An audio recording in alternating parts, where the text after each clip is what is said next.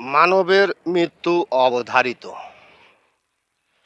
আমরা মানুষ হিসাবে বেঁচে থাকার জন্য আমাদের খাবার প্রয়োজন। শুধুমাত্র যদি খেয়ে পরে জীবন অতিবাহিত করতে চাই, তাহলে ততটা অর্থের প্রয়োজন হবে না।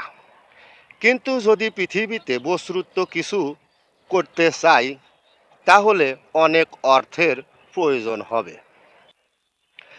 যারা অর্থের লোভে পড়ে অর্থের ফাঁদে পা দিয়েছেন, তারা ভুলে গেছেন পিছনের কথা। সেই যেই জাতি হোক, পিছনের কথা বলতে মৃত্যু আপনাকে ধাওয়া করছে বিরতিহীনভাবে। আপনি কি করবেন অট্টালিকা দিয়ে? একটু ভাবুন। মৃত্যুর হাত থেকে বেঁচে যাবেন। সবাইকে ধন্যবাদ।